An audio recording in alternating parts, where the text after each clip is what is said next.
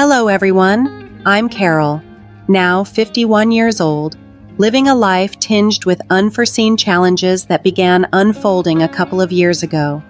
After turning 50, I was diagnosed with menopause, marking the onset of a series of relentless symptoms, dizziness, palpitations, and intense hot flashes among them. Although I'm under medical care, the treatments have only managed to alleviate these symptoms slightly. A cure seems elusive. Living under the same roof, my husband Anthony, who is 4 years my senior, has witnessed my struggles firsthand. Yet, understanding and empathy from him have been painfully absent. His recent outburst was particularly disheartening. As I struggled to stand, dizzy and weak, he accused me of using my condition as an excuse to avoid work and household duties. "Wow, I'm jealous," he scoffed, implying that my medically advised leave of absence was merely an exploitation of what he perceived to be a trivial ailment. Anthony and I met through mutual friends in our late 20s and clicked almost immediately. Our relationship evolved smoothly into marriage in our early 30s. While we've had our share of minor squabbles, life was largely peaceful, and Anthony seemed supportive. We dedicated ourselves to our careers, opting not to have children, and I believed we had grown close and supportive as a couple. However, the dynamic between us began to shift dramatically as I approached my late 40s. Initially, the signs were subtle: irregular menstrual cycles and sudden bouts of heat and exhaustion. But as time went on, these symptoms intensified. Severe palpitations disrupted my nights, and sleeplessness became a frequent tormentor. The physical ailments began to erode my mental well-being, leaving me irritable and despondent without cause. The journey through menopause is often misunderstood, spanning roughly a decade, with symptoms fluctuating before and after the cessation of menstrual cycles. Despite living through this difficult time, Anthony's recent comments have only deepened the divide between us, highlighting a lack of compassion that has reshaped the contours of our marriage. Experiencing menopause firsthand turned out to be far more daunting than I ever anticipated. My symptoms were intensely severe, and despite adhering to my family's encouragement to seek medical help, the condition showed no signs of improvement. During my hospital visits, the doctor explained that menopause doesn't have a specific cure. Instead, treatment focuses on managing symptoms. Consequently, I have been relying on a mix of prescribed medication and herbal remedies specifically chosen for their efficacy against severe symptoms. But even with these interventions, there was no cure in sight.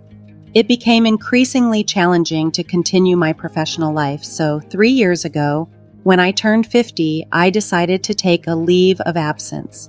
My company's leave policy allows for up to 4 years off, and soon I'll face the tough decision of whether to return to work or retire. I'm not ready to give up my career, but the persistent severity of my symptoms is pushing me to consider retirement, a thought that fills me with frustration and uncertainty about Anthony's reaction. Initially, Anthony was empathetic and attentive when my menopausal symptoms began. He was never much for household chores, but he showed genuine concern for my well-being. I had always thought of him as a kind and caring person. However, his demeanor shifted drastically when he realized that my health issues might be long-term. He was visibly displeased when I brought up the idea of taking a temporary leave from work. "I don't understand much about your health, but is it so bad that you need a leave? You're not just slacking off and relaxing at home, right?" Anthony's skepticism was a shock to me. He mentioned that men also go through a form of menopause, perhaps trying to equate his experiences with mine. Despite having a chronic condition, Anthony rarely fell ill and managed his health meticulously to avoid exacerbating his illness. This perhaps led him to view me, who continued to struggle with health issues, as lazy. His response was always critical, no matter how extensively I explained my symptoms. So, what's the plan to improve? If that method doesn't work, shouldn't you look for another? Why do you keep saying it's not getting better? If it's not healing, find a way to heal. His lack of understanding was apparent and disheartening. Continuing to work in my current condition was incredibly tough. When I pleaded for a leave of absence until my health stabilized, Anthony predictably became furious. However, after learning that my boss, colleagues, and juniors had encouraged me to take a break, he reluctantly agreed, though he remained displeased. Determined to contribute somehow, I did more housework while not working. Yet, there were times when my efforts to balance health and home seemed overwhelmingly challenging. When I suddenly fell ill, the challenges were almost insurmountable. Standing triggered severe dizziness, and sitting didn't alleviate the relentless sweating, likely due to my hot flashes. On days when I mustered enough strength to vacuum, merciless back pain would ensue, no matter how much medication I took or how resolutely I endured the pain to manage some household tasks. Despite my efforts, Anthony's understanding remained painfully absent. "Aren't you better yet? What's the point of going to the hospital?" he would say. Over time, his demeanor towards me grew colder. Anthony often remarked, "If you're home all day on leave, why can't you finish all the housework?" He seemed to believe my illness didn't persist from morning till night. Returning home to find dinner merely cut up and heated, he'd ask, "What are you doing at home all day?" His complaints weren't occasional. They were a regular disappointment when he came back from work. On weekends, his presence only intensified the pressure. "Stop lying down all the time. Do the laundry at least." His words stung, especially when I was lying down, feeling unwell. The sarcasm and complaints escalated daily, and the once familiar words of care and concern vanished. Amid this growing strain, I was deeply troubled by the uncertainty of whether my symptoms would ever subside. However, I found solace in the understanding and advice from my mother-in-law, Amy, and my sister-in-law, Susan, who lived nearby. Amy, still robust and lively at over 80, spoke with clarity and energy. Having outlived her husband, she lived with Susan and her husband. Both Amy and Susan had been pivotal in encouraging me to seek hospital treatment and had even suggested taking leave when my symptoms worsened. I am immensely thankful to them. Since both my parents have passed away, Amy and Susan have become my primary support system regarding my menopausal challenges. Anthony recently announced that we were going to host a dinner party for Amy's birthday the following weekend. In Anthony's family, it is a tradition to celebrate family birthdays with a large dinner party. Since marrying into the family, I have participated in these celebrations every year. Depending on the year, we either dined out or hosted the party at the in-laws' house. This year, however, the responsibility of preparing the meal for Amy's birthday at our home fell on me, with Amy and Susan expected to arrive in the evening. Susan's husband couldn't make it due to work commitments, but Anthony made it clear he expected me to be in top form for the upcoming birthday dinner. "Make sure you're in good shape on the day," he said with a stern glare, adding, "I won't tolerate a repeat of last year." I could only nod in response to his sharp tone. Last year, during Amy's birthday celebration at my in-laws' house, I felt particularly ill and couldn't attend. Anthony perceived this as a personal embarrassment and berated me harshly upon his return. The memory of his words and my pain brought tears to my eyes even now. This year, I was determined to be as well as possible, as Anthony had demanded. However, the reality was that my condition wasn't something I could simply take away.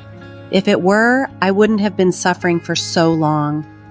With Amy turning 81, I wanted to express my gratitude for all her support through the years. I started preparing for the dinner party well in advance, committing myself fully despite my unpredictable health. There was much to do, not just cooking, but also cleaning the house thoroughly. Anthony liked to impress, and he wouldn't be satisfied unless the house was immaculate. Over several days, I cleaned every nook and cranny, monitoring my physical condition closely. Anthony, true to form, didn't lift a finger to help, preferring to relax in the living room. In his view, consistent with the attitudes of his generation, housework was the wife's responsibility, particularly since he assumed I was idle all day. The day before the party, after finishing the shopping, I went to bed early, hoping the next day would bring only mild symptoms. However, I awoke to a severe headache and dizzy spells that made even getting out of bed a struggle. My vision blurred and a violent ringing in my ears accompanied the overwhelming pain, making this bout of symptoms particularly harsh even by recent standards. I managed to get out of bed clumsily, only to hear Anthony's frustrated sigh from above. Realizing I was in no state to prepare breakfast, let alone host a dinner, he grabbed his wallet and phone, and as he headed out the door, he remarked bitterly, "I'm gonna grab some food, and since I feel sick around you." His words and the coldness in his voice cut deeply, underscoring the stark contrast between the support from Amy and Susan and the lack of empathy from my husband. The tension in the house was palpable as Anthony's words hung in the air, icy and sharp. "I'm heading to Mom's early. Make sure dinner is ready when we return," he commanded before abruptly leaving. His voice was devoid of warmth, underscoring the inconvenience his impromptu plans might have caused Amy and Susan as well. His biting comments wounded me, yet I knew I couldn't afford to dwell on them for long. I sipped on a fruit drink, took my prescribed medication, and lay down in the living room, desperately hoping for some respite. But as the afternoon wore on, my condition showed scant improvement. The medication slightly dulled the headache, but every attempt to stand sent waves of dizziness through me, causing my legs to buckle. Dinner preparation loomed large, yet my physical state stubbornly refused to cooperate. I managed only brief intervals in the kitchen, each punctuated by necessary rests, watching as time slipped by. Frustrated and nearing my limit, I attempted to contact Anthony but received no response to my calls or texts. By 6 p.m., progress was painfully inadequate. When Anthony finally returned home with Amy and Susan, he found me seated weakly in the kitchen, surrounded by my meager attempts at meal preparation. He surveyed the scene with a mix of confusion and disappointment. "No welcome for Mom? Is dinner even ready? Nothing is properly set up," he remarked, his tone laced with disapproval. I had only managed to bake some bread and assemble a modest salad, and his words felt like a sharp rebuke. Anxiety gripped me at the thought of another harsh scolding. "I'm sorry, Anthony, this is all I could manage today. Could you please order something for the main course? I'm truly sorry," I managed to say, my voice faltering under the strain. This only seemed to ignite his anger further. "Are you joking? You call this sickness an act? We were all looking forward to a nice dinner. Mom was excited, and you're letting us down again, just like last year," he exploded in anger. "You can't even manage your health properly. It's embarrassing how you drag everyone down with you," he continued, his words cutting deep without any attempt to understand. "Why didn't you pick up when I called? I even texted you to suggest we eat out, and then another text about ordering delivery. Why insist on hosting at home if you can't handle it?" I snapped back, unable to contain my frustration any longer. Each word I spoke reverberated like a blow to my head, my vision so blurred that Anthony's face was just a haze. My ears rang with my heartbeat drowning out everything else. In our heated exchange, the physical toll became apparent. I was drenched in sweat, a direct result of the oppressive heat combined with the resurgence of my symptoms, which the medication had only temporarily subdued. I regretted raising my voice, but I felt compelled to explain my condition to Anthony once I could see again. When my vision finally sharpened, I found Anthony staring at me in shocked silence, his mouth agape. Then, as our eyes met, his expression morphed into one of fury, his face turning bright red as he pointed at me accusingly. "What's with that attitude, pretending to be sick, neglecting the housework, and then snapping when called out on it? You're the worst," I'm sick of supporting a wife who fails at her responsibilities. If you can't handle the housework, maybe we should just get a divorce." His words echoed threateningly through the house, loud enough for the neighbors to hear. Despite my desperate pleas, Anthony seemed resolute, bringing up divorce without a second thought. The gravity of his words nearly brought me to tears. A separation felt unavoidable. Just as I was about to reluctantly agree, I heard light footsteps approaching. Anthony, consumed by his rage, didn't notice them. He continued, his voice dripping with disdain.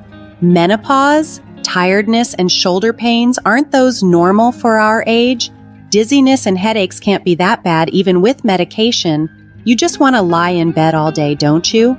Before I could respond, someone tapped Anthony on the shoulder. It was Susan, my sister-in-law, displaying a level of anger I had never seen in her before. As Anthony turned, Susan raised her hand and delivered a forceful slap across his cheek. The impact sent Anthony staggering to the floor, his face a picture of disbelief as he looked up at Susan, unable to comprehend what had just happened. "What the heck are you doing, Anthony?" he asked, rubbing his cheek, still in shock. Susan fixed him with a sharp gaze. "And what about you? What's with your attitude? Have you been treating Carol like this for years? Deciding the severity of someone's illness without any medical expertise? Verbally abusing your wife? You should be ashamed." Anthony, who typically tried to maintain a composed facade in front of the family, was visibly shaken. His behavior shifted drastically in Susan's presence. Normally dismissive and barely considerate when we were alone, he suddenly became attentive to my needs whenever Susan or other family members visited, even going so far as to make coffee himself. I had confided in Amy and Susan about my health struggles, but I had never spoken to them about how Anthony treated me behind closed doors. They were caring people, but discussing Anthony's harsh behavior felt risky. They might harbor ill will towards me for speaking ill of their relative. Even if they believed and sympathized with me, I hesitated to voice my concerns, fearing how Anthony might react if he knew I had shared our private conflicts. Seeing Susan's reaction today made me question my previous reluctance to speak out. "What's going on today is supposed to be Mom's birthday party. I wanted to make it enjoyable, but Anthony ruined the dinner by not preparing anything," Anthony said, pointing his finger at me as he stood up, eager to deflect blame. Amy, who had followed Susan into the living room, fixed Anthony with a stern gaze. "Are you saying Carol ruined the dinner party? That's just your opinion, right?" From what I've heard, Carol was doing her best to prepare despite her pain. She contacted you because it didn't seem like she could finish in time, suggesting a change of venue or ordering delivery instead. I don't appreciate being celebrated by someone unwell. I'm certainly not happy being celebrated by a son who just complains after dumping everything on his sick wife, Amy scolded him firmly. Then Susan chimed in. "Did you come to our house leaving Carol alone while she was feeling ill?" "Well, there's nothing I could do," Anthony replied defensively. "There are many things you could have done, like helping with chores or being considerate about her health. I remember telling you this when Carol first started feeling unwell. You just found it bothersome, didn't you?" Susan's words left Anthony speechless. Anthony, flustered, blurted out, "Why are Sis and Mom siding with her? Menopause isn't even a real illness.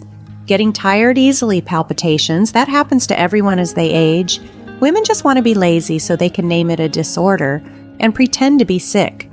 Susan sighed deeply before explaining, "Anthony, you might not know, but I too suffered from severe menopause symptoms. It only recently settled down, but it was so bad I quit my job 9 years ago. Are you saying a disease that made me quit my job isn't a real illness?" Hearing this, Anthony stood frozen in shock. I had known that Susan had experienced menopausal issues around the same age as me, and that she had to resign from her job following a temporary leave. She didn't want to quit, but with no sign of recovery in sight, she had chosen to prioritize her health after consulting with her family. I remembered that Susan had stepped back from her job when she was around 50. but I hadn't known the specific reasons until she shared them herself. During that difficult time, we mostly communicated via text as she was too unwell to meet. It was a challenging period for her, and I thought about how she once confided that it felt like it would never get better. Jason, Susan's husband, who is 4 years her junior and works irregular hours, including night shifts, was always supportive of her health decisions, although he couldn't make it to the dinner. Susan turned to Anthony with a stern yet caring demeanor. "Carol is not your servant. As a husband, shouldn't you have more compassion?" Caught off guard and visibly chastened, Anthony muttered a weak apology. "Sorry, sis. I knew you were unwell, but..." His voice trailed off, finally understanding the gravity of his actions and the pain they had caused. Anthony's reply sounded like an excuse, but Susan's stern expression didn't waver. "Right now, it's not about me. Shouldn't you be apologizing to Carol?" she pressed firmly, facing pressure from Susan, whom he deeply respects and seldom contradicts. Anthony reluctantly turned towards me. After a moment, he seemed to relent. "I'm sorry. Sis scolded me and it opened my eyes. From now on, I'll help you, Carol, and we'll get along," he said, looking earnestly into my eyes. It felt like he might have finally understood. Just as I was considering forgiving Anthony, a voice cut through the moment. "Hold on a minute," said Amy, looking exhausted as she walked over supported by Susan and sat beside me on the sofa. She fixed me with a serious gaze. "Carol, you can't believe Anthony's words. You should divorce him, and quickly," she advised. "What do you mean?" I asked, taken aback by her directness. Amy then shared a bit of her past that mirrored my struggles. "I suffered from similar symptoms around your age. There wasn't a name like menopausal disorder back then, but from what you've told me, I think I probably had it too. I've told you this before, haven't I?" I nodded, recalling our previous conversations. "When I was about your age," Amy continued, "the term menopausal disorder wasn't widely recognized. There were no medications, and it was hard to find understanding from others." She chuckled sadly, then pointed at Anthony. "He used to hurl terrible abuses at me when I was suffering. It was around the time before he married you. He was living at his parents' house and would say things like, 'Make dinner faster. How long will you lie in bed, mother? Stop pretending to be sick.' Such heartless words," she recounted, her face shadowed by the painful memories. "Anthony, is that true?" I asked, hoping for some sign of denial, but Anthony awkwardly turned away, his silence confirming Amy's account. Amy looked down, sorrowfully continuing, "My late husband got so angry at Anthony's behavior back then that he hit him. When Dad scolded him severely, Anthony said the same things he's saying now." She sighed deeply. "He woke up indeed. After that, Anthony stopped saying anything to me because he quickly married you and left home. But Carol, you've been mistreated by him, haven't you? In other words, Anthony hasn't changed at all since then. He still doesn't try to understand others' illnesses, even after decades," Susan interjected, emphasizing that Anthony's current words were just excuses for the moment. "Wait a minute, I won't do it again, believe me." Anthony tried to interject, but Susan grabbed his arm to stop him. "I saw it all back then. That's why I hit you, just like Dad did. Remember how you cried and apologized to me after Dad scolded you? You said you wouldn't do it again, that you had woken up and realized your mistake," she recounted, reminding him of his past promises. Susan's stern reprimand left Anthony biting his lip in evident frustration, and as he fell silent under her gaze, Amy seized the moment to address me directly. Gripping my shoulders firmly, she spoke with urgency. "That's why you need to divorce Anthony and escape this situation quickly. Otherwise, you'll continue to suffer. Now's your chance, with me and Susan here to support you. Alone with him, he'll never admit his faults and might even resent you for embarrassing him in front of his parents." Her eyes were resolute, filled with a sad determination. Hearing such decisive words from a mother was heartbreaking, and the thought of divorce at this stage in life was daunting. Yet, Amy's recount of enduring similar mistreatment at Anthony's hands resonated deeply. I had clung to a hope that once my symptoms eased, life with Anthony could return to the happy days of our past. But the reality Amy painted was stark. Likely things would only deteriorate further. Anger and resolve welled up within me as I considered the years of verbal abuse Anthony had directed, not just at me, but at Amy too. Despite the dizziness that clouded my senses, I stood up and faced Anthony, ready to declare my intention to divorce. Shaking off Susan's restraining hand, he erupted.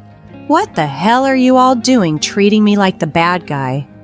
The room fell silent, the cold stares of his relatives meeting his gaze. Overcome with rage, Anthony finally blurted out, "Fine, I get it. If that's what you want, I'll give you a divorce." His concession came angrily, and the dinner party was abruptly canceled. Amy and the others left, and Anthony, unable to face the situation, stayed at a hotel. The divorce proceeded without contention over property division and was finalized swiftly. After separating, I focused on healing alone, finding solace in the peace that followed our split. Half a year later, with no prior contact, I received an unexpected call from Anthony. By then, I had moved into an apartment and was regularly visiting the hospital, feeling less stressed and noticeably healthier. His call, predictably self-centered, revealed that his chronic illness had worsened since living alone. He had always prided himself on managing his health perfectly and had often criticized me for not improving despite his claimed superiority in self-care. "Why is that happening? You can manage your health perfectly, right?" I replied, my voice tinged with irony. Anthony's idea of managing his health had been superficial at best, relying on the balanced meals I prepared without ever cooking from scratch himself. Moreover, without anyone to maintain the housework, his living conditions had deteriorated significantly, leading to a decline in his health. "I can't live like this anymore, so I want you to take care of me. It's been half a year. Your illness must be cured by now, right?" Anthony stated without a hint of remorse. He had turned to Susan and Amy first, but with Susan already caring for Amy, he was left without support. Though I wanted to refuse, remembering our long history together made it difficult to ignore him completely. "At least look at these albums I found in storage. If you don't need them, I'll throw them away," Anthony added, believing they contained old photos. Hesitant, yet curious about the memories captured in those images, including times with Amy's family, I decided to visit our former home to retrieve my belongings. Arriving at the house we had shared until just 7 months ago, I was struck by the neglect it showed. The living space was dirtier than ever, with leftover takeout containers strewn about, a clear sign of Anthony's deteriorated lifestyle. "You know, without you here, I don't have time to clean. It's hard to move," he lamented, attempting to evoke sympathy. But standing there, amidst the chaos, I realized how far I had come on my own, and how little I wanted to return to the past. During my visit to Anthony, it became evident he was making excuses. While he lamented about his illness, his demeanor suggested vitality and energy, contradicting his claims of debilitation. It dawned on me that what he sought was not so much caregiving, but rather someone to manage household tasks like cleaning, laundry, and cooking. It seemed he was in search of a caretaker rather than genuine emotional or physical support. Taking a moment to assess the situation, I addressed him directly. "You appear quite robust and healthy. Maybe it's time you stop using your condition as an excuse and start taking responsibility for yourself." This direct approach took Anthony by surprise, and his response was defensive and sharp. "You know, my condition affects my internal organs and nerves. It's not just something you can see. Offensively, you call me lazy when I'm genuinely struggling," he countered, frustration evident in his tone. Despite his argument, as he met my unwavering stare, he seemed to realize the gravity of our conversation. Suddenly pausing, he took a deep breath, and with a softer tone, he offered an apology. "I was wrong to say those harsh things when you were in pain. I'm sorry, and I promise it won't happen again. Please." I cut him off, knowing where his plea was headed. "I'm sorry, Anthony, but I can't be the one to take care of you. My health issues are still a challenge, and I can't just forget all that's happened." Anthony appeared genuinely remorseful and continued to plead, "Please, my health is unpredictable. I could end up hospitalized at any moment, and I struggle with managing my diet and medication without help. I need you." While his words tugged at my heartstrings, Amy's earlier warnings echoed in my mind. His repentance could very well be a tactic to win sympathy. With this in mind, I gently yet firmly rejected his request. I'm already dealing with a lot on my own. The stress of being back in a caretaking role could set back my recovery. If you need assistance, some services and professionals can provide the support you need. I just can't be that person for you. Resolute in my decision, I returned to my own life. In the time since, I have managed to find a new equilibrium. My health has improved significantly, and I have returned to my professional life after a necessary break. While retirement was once a consideration, supporting myself and finding fulfillment in my work has brought a new sense of purpose. Though I no longer have any romantic ties to Anthony, I maintain a cordial relationship with his family, occasionally joining them for meals. The regular family gatherings, once a cornerstone of interaction, have ceased since our split. Rumor has it that Anthony has left his job under the pretense of focusing on his health. Though no tangible improvements have been noted, he seems to be relying on his early retirement savings, facing his days with a mix of resignation and apprehension about his health's uncertain trajectory. As for me, I remain committed to nurturing my well-being and embracing the peaceful independence of my new life.